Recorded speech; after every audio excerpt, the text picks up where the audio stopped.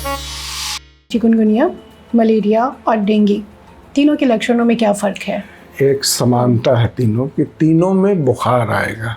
Malaria के जो मच्छर हैं वो ज़्यादातर रात में काटते हैं, लेकिन डेंगू या चिकनगुनिया के मच्छर दिन में काटते हैं, रात में भी काट सकते हैं।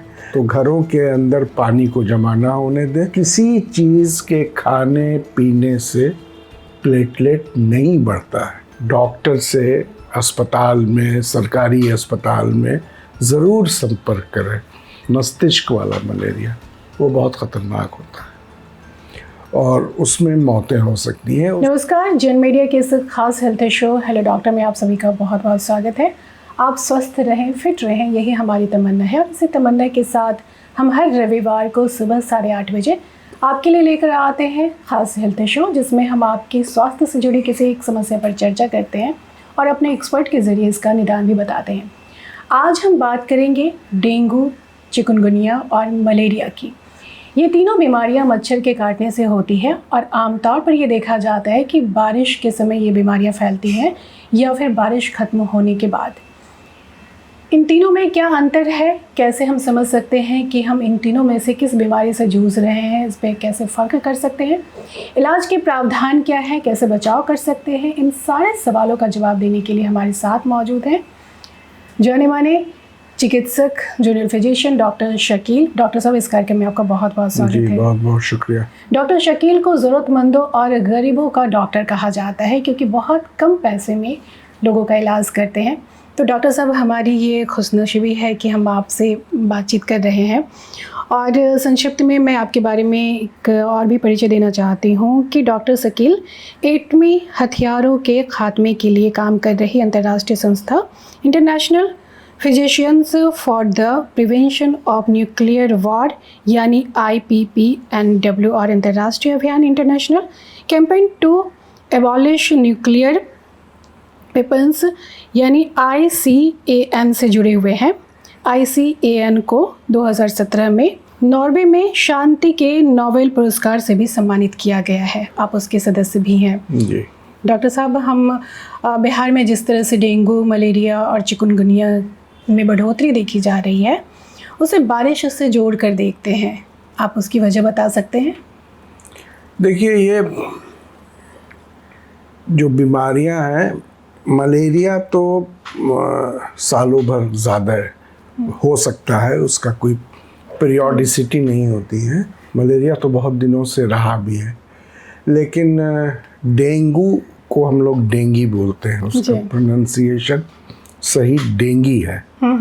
तो डेंगी और चिकनगुनिया ये शहरीकरण का एक अभिशाप, ये बीमारी अर्बनाइजेशन से जुड़ी हुई है और ये बीमारी इसीलिए शहरों में ज़्यादा देखने को मिलती है क्योंकि शहरों में कंस्ट्रक्शन वर्क बहुत होता है और आमतौर से मकान बन रहे हैं, अपार्टमेंट्स बन रहे हैं, सड़कें बन रही हैं, पुल बन रही हैं। पटना जैसे शहर में अगर आप अशोक राजपथ पर चले जाइए तो ज़मीन के ऊपर बन रहा है, सड़क बन रही, पुल बन रहा है जी, और ज़मीन के नीचे मेट्रो बन रहा है और उसके बगल में PMCH बन रहा है। तो जहाँ इतना कंस्ट्रक्शन वर्क होता है तो वहाँ लामहला पानी जमा होंगे। पानी जो कि स्थिर रहते हैं, उनको निकलने का कोई ड्रेनेज नहीं होता है। हर कंस्ट्रक्शन साइट पर पानी होता है। तो वो इन मच्छरों के ब्रीडिंग के लिए, उनके पलने और फैलने के लिए बहुत अच्छा ब्रीडिंग ग्राउंड माना जाता है और इसलिए ये मच्छर, मलेरिया के मच्छर के बरक्स, उसके विपरीत ये मच्छर दिन में ज़्यादा काटते हैं।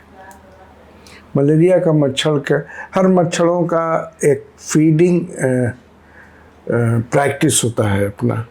मलेरिया के जो मच्छर हैं वो ज़्यादातर रात में काटते हैं, लेकिन डेंगू या चिकनगुनिया के मच्छर ज़्यादातर दिन में काटते हैं, रात में भी काट सकते हैं।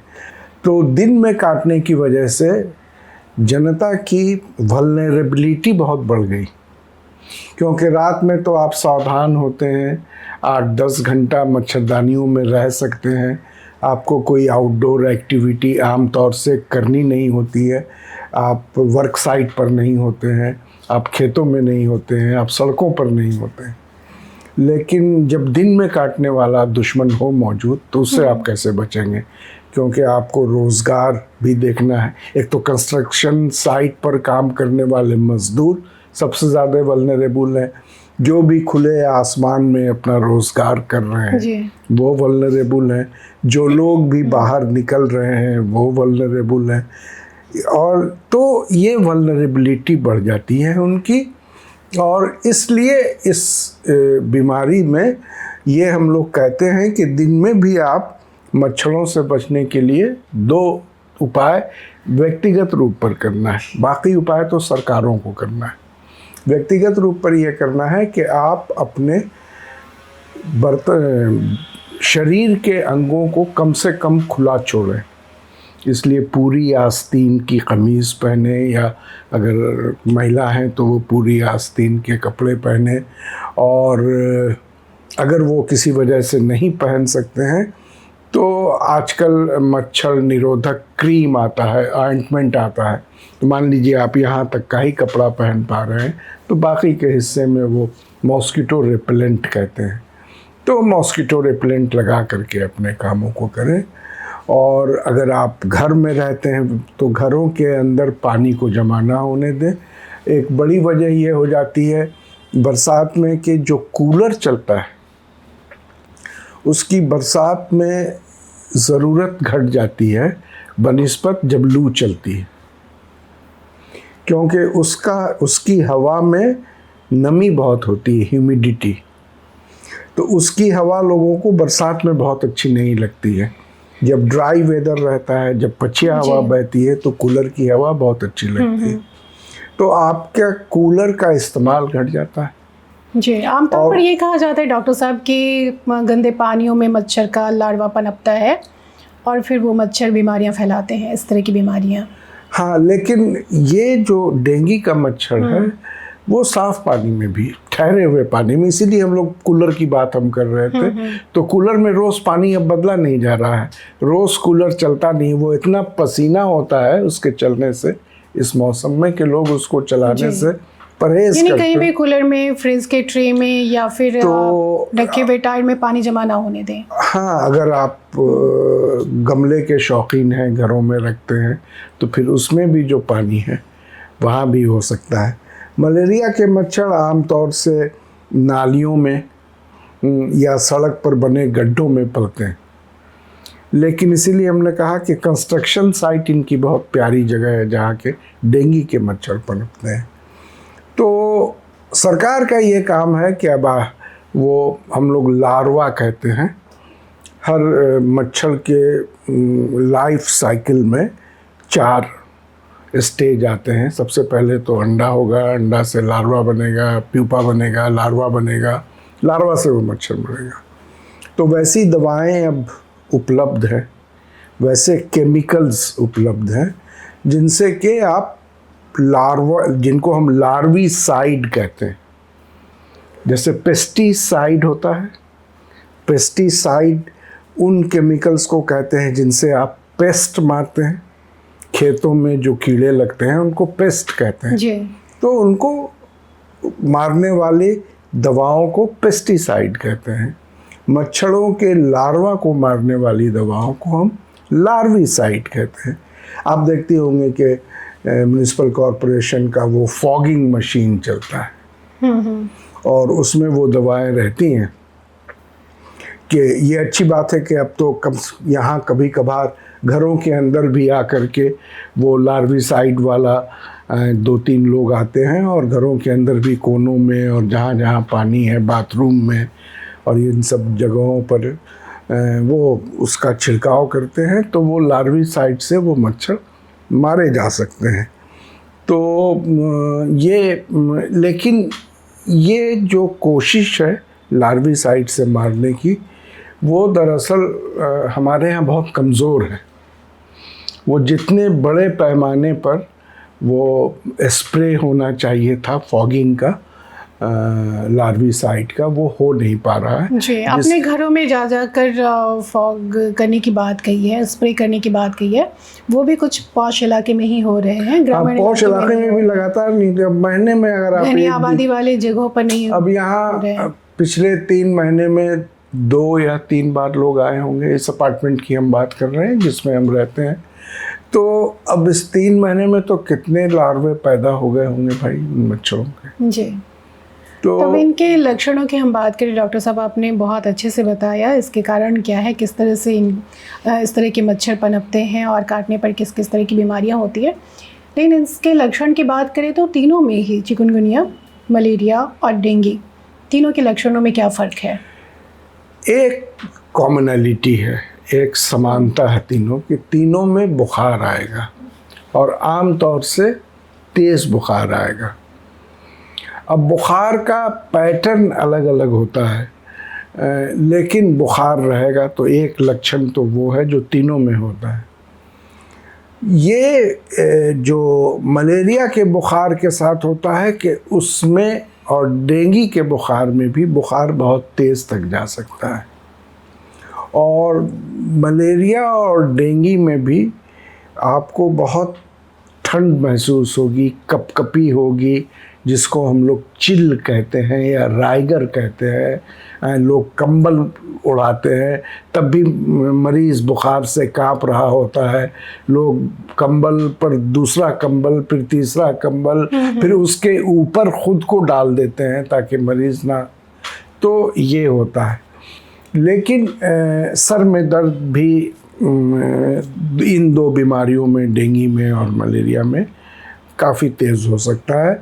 डेंगू का दर्द जो है वो आई सॉकेट्स के आसपास ज़्यादा होता है। आई सॉकेट्स मतलब आँख का जो ये घर है जिसमें ये आँख हमारे रहते हैं, उसको सॉकेट कहते हैं। तो जहाँ आँखें हमारी बसी हुई, तो उसके इर्द गिर्द डेंगू में दर्द ज़्यादा होगा। डेंगू में दूसरी चीज़ ये भी होती है कि चकत्ते निकल सकते हैं, जो मलेरिया में नहीं निकलता है, जिसको आप अंग्रेज़ी में अर्टिकेरिया बोलते हैं या व्हील्स बोलते हैं, दोदरा हम लोग आम भाषा में बोलते हैं। उस तरह के चकत्ते निकल सकते हैं। तो ये लक्षण होते हैं। चिकनगुनिया में जो सबसे ज़्यादा लक्षण प्रोमिनेंट होता है बुखार के साथ, वो है जोड़ों का दर्द, बहुत ज़बरदस्त जोड़ों का दर्द, जॉइंट पेन। आप चल नहीं पाएंगे अगर आपको चिकनगुनिया हो गया। आप यहाँ से वहाँ तक, लोग बाथरूम बगैर मदद के नहीं जा पाते। वो इतना तकलीफ़, ख़ास करके घुटनों में और टखनों में, एंकल्स में और नीज़ में, और फिर छोटे बड़े सारे जॉइंट्स में। तो ये चिकनगुनिया में ये उसका एक लक्षण है। लेकिन ये सारे क्लासिकल प्रेजेंटेशन है और हर मरीज़ में ये क्लासिकल प्रेजेंटेशन मिले ये ज़रूरी नहीं है। इसलिए हम लोग मशवरा ये देते हैं कि 24 घंटा आप देख लीजिए बुखार को इस मौसम में, जबकि ये वबा के शक्ल में ये बीमारी फैली हो। 24 घंटे के बाद अगर आपका बुखार बहुत तेज़ है या इस तरह के ख़ास लक्षण हैं, तो आप ज़रूर किसी डॉक्टर से अस्पताल में, सरकारी अस्पताल में ज़रूर संपर्क करें, क्योंकि फिर उसको डॉक्टर जो है वो जांच की मदद से ही इसको कंफर्म कर सकता है। क्योंकि डॉक्टर साहब आमतौर पे देखा जाता है कि जो बीमारी ज़्यादा फैल रही है, जैसे इन दिनों डेंगू ज़्यादा फैल रही है, तो डेंगू, किसी को चिकनगुनिया भी हुआ या मलेरिया भी हुआ तो उनको भी लगता है कि कहीं उनको डेंगू तो नहीं हुआ। और फिर लोग डेंगू को कितने गंभीरता से लेते हैं, ये भी एक सवाल है कि डेंगू या फिर चिकनगुनिया या फिर मलेरिया जिसकी बातें हम कर रहे हैं, ये कितना गंभीर हो सकता है अगर इलाज ना करवाया जाए तो। मलेरिया तो हर, जैसे मलेरिया और डेंगू के कई एक तरह के स्ट्रेन्स होते हैं, प्रकार होते हैं। मलेरिया में जब आपको सेरेब्रल मलेरिया होता है मस्तिष्क वाला मलेरिया, वो बहुत ख़तरनाक होता है और उसमें मौतें हो सकती हैं। उसमें आपका जो ख़ास करके बच्चों में अगर हो जाए तो जैसे एक बीमारी का नाम आपने सुना होगा, मस्तिष्क का सूजन होता है, मेनिंजाइटिस। आजकल तो जैसे AES की बात चलती है, एक्यूट एन्सेफेलाइटिक सिंड्रोम। तो एन्सेफेलॉन कहते हैं ब्रेन को, मस्तिष्क को, तो उसमें मस्तिष्क जिसको चमकी बुखार भी कहते हैं। चमकी बुखार समझाने के लिए हम लोग कहते हैं, लेकिन एन्सेफेलाइटिस के बारे में हम समझा रहे हैं कि एन्सेफेलाइटिस बीमारियों का नाम सब लैटिन में है। मॉडर्न मेडिसिन या एलोपैथी का में वो वही नॉमेनक्लेचर्स है, तो वो एन्सेफेलॉन है। अगर उसका सूजन हो गया तो वो एन्सेफेलाइटिस। लेकिन उसके ऊपर एक झिल्ली होती है ब्रेन के ऊपर, उसको मेनिंजेस कहते हैं, पतली झिल्ली। उसका सूजन होता है तो उसको मेनिंजाइटिस कहते हैं।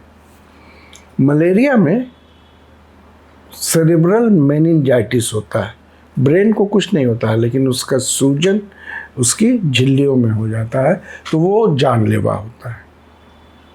अब तो बहुत कम गया है सेरेब्रल मलेरिया के केस का मिलना, लेकिन सेरेब्रल मलेरिया के केस पहले तो बहुत होते थे। मलेरिया के केसेस पहले से घटे हैं, लेकिन मलेरिया ऑलमोस्ट अभी भी एंडेमिक है। एंडेमिक है का मतलब कि हमारे जितने ज़िले हैं बिहार के 3800 ज़िलों में वो बीमारी, और उसको शहर और गांव से कुछ लेना देना नहीं है, वो कहीं भी हो सकता है। जंगलों के नज़दीक वो ज़्यादा होता है, बुशेस में, और ये इसलिए जो हमारे यहाँ जो जंगल का इलाका है, वेस्टर्न चंपारण या इधर रोहतास कैमूर के जो पहाड़ों के इलाके हैं, पहले तो अनडिवाइडेड बिहार में, झारखंड में ये बीमारी बहुत होती थी, तो उस वक्त तो हम लोग बिहारी का वो हिस्सा था 2000 के पहले तक, तो वहाँ बहुत ज़्यादा होता था। तो ये मलेरिया में होता है। डेंगू में भी कई एक ख़तरनाक, उसका एक फॉर्म जो है वो बहुत ख़तरनाक होता है, जिसको हम लोग हेमरेजिक डेंगू कहते हैं। हेमरेज कहते हैं खून के स्राव को, बहने को, ब्लीडिंग को।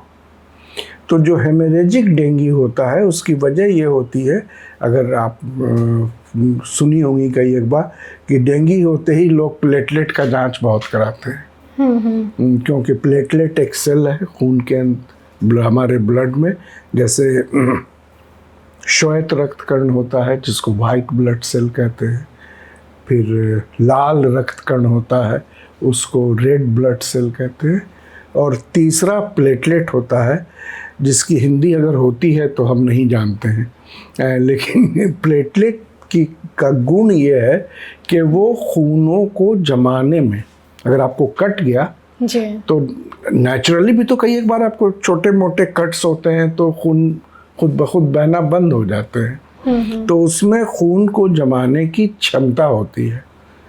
हम लोग उसको मेडिसिन में बोलते हैं क्लॉटिंग फैक्टर। क्लॉट कहते हैं खून के जमने को, तो वो क्लॉटिंग फैक्टर्स उसके अंदर ब्लड के होते हैं। तो जब प्लेटलेट्स बहुत घटता है तो खून के बहने की टेंडेंसी बहुत बढ़ जाती है, और फिर आपको आंतरिक रक्तस्राव होता है, इंटरनल हेमरेज होता है। तो आपकी आंत से खून आ रहा है, आपके पेशाब से खून आ रहा है, वो बहुत ख़तरनाक है। इसलिए आप देखेंगे कि सरकार जब ये बोलती है कि कब आप अस्पताल ज़रूर जाएं, उसमें ये बोलती है कि अगर कहीं भी खून आ रहा हो पैखाने में, पेशाब में, बुखार के साथ, तो ज़रूर अस्पताल चले जाएं, क्योंकि इसका मतलब है कि आपका प्लेटलेट जो है, जो आम तौर से 1.5 लाख के आसपास होना चाहिए, वो जब बहुत घट जाता है लगभग 10,000, काफ़ी नीचे। आजकल ये है कि डेंगू जिनको होता है उनको 1,50,000 होना चाहिए प्लेटलेट की गिनती, अगर वो 1,48,000 भी है तो बहुत नर्वस हो जाते हैं। तो नर्वस होने की ज़रूरत नहीं है, क्योंकि खून का स्राव तभी शुरू होगा जब प्लेटलेट की गिनती 10,000 तक पहुंच जाए, तो वो बहुत कम होता है। पिछले साल के बनिस्बत इस साल अभी तक जो स्ट्रेन होता है, ये वायरस का, जो स्ट्रेन सर्कुलेट कर रहा है, हम पटना के बारे में बतला सकते हैं, पूरे बिहार के बारे में नहीं, तो वो हेमरेजिक डेंगू का स्ट्रेन नहीं है। जो अभी भी वायरोलॉजी में IGIMS में जो जांच हुआ है, तो ये एक संतोष की बात है कि ये बहुत खतरनाक नहीं है। और इसीलिए अभी तक 1000 से ज़्यादा मरीज़ सरकारी आंकड़ों के हिसाब से, क्योंकि गैर सरकारी आंकड़े जुटते नहीं हैं, वो तो जो प्राइवेट डॉक्टर देख रहे हैं वो नोटिफिकेशन का कोई वैसा मेथड हमारे यहाँ नहीं है, तो उसके सिर्फ 2 मौतें अभी तक हुई हैं। और वो किनकी और क्यों हुई है ये हम उसको फॉलो अप नहीं कर सके हैं, लेकिन ये अच्छी बात है कि इस बार जो है वो हेमरेजिक डेंगू का स्ट्रेन नहीं घूमा। जी, यानी ये कह सकते हैं डॉक्टर साहब कि 24 घंटे से ज़्यादा अगर बुखार रह रहा है तो आपको डॉक्टर के पास जरूर जाना चाहिए। तेज बुखार, दर्द के साथ या बहुत जाड़े के साथ, वायरल भी होगा, वो भी बुखार देगा उसमें भी, लेकिन मतलब आप 24 घंटा देख लीजिए, पैरासीटामोल की गोली खा करके देख लीजिए, उससे कुछ राहत मिलती है या नहीं। इन दोनों से अलग जो चिकनगुनिया की बीमारी है वो जानलेवा नहीं होती है, लेकिन उसको हम लोग बोलते हैं कि वो डेबिलिटेटिंग बीमारी है। आपको वो बहुत मजबूर कर देगी जोड़ों के दर्द से, और वो जोड़ का दर्द, बुखार तो शायद 5 से 7 दिन में चला जाएगा, वो जोड़ का दर्द महीनों रह जाता है। हमने सालों मरीजों को चिकनगुनिया होने के बाद जोड़ों में दर्द होते देखा है। तो इसलिए ये एक डेबिलिटेटिंग बीमारी है, आपको मजबूर कर देती है। आप चल नहीं पा रहे हैं बगैर मदद के, आप टॉयलेट में बैठ नहीं पा रहे हैं, इतना दर्द है आपको। जी डॉक्टर साहब, आपने कारण की बात कही, लक्षण की बात कही, और फिर इलाज किस तरह से करवा सकते हैं, इलाज के प्रावधान भी बताए। अब आखिर में हम जानना चाहते हैं खान पान को लेकर, क्योंकि आपने प्लेटलेट्स की बात कही है, जब घटने लगता है तो लोग कहते हैं कि उसमें पपीते के पत्ते का जूस पीना चाहिए या फिर बकरी का दूध पीना चाहिए, तो ये सारे मिथक हैं या फिर ऐसे कुछ होता भी है? हर सेक्टर की तरह हेल्थ में सबसे ज़्यादा बहुत सारे मिथ हैं।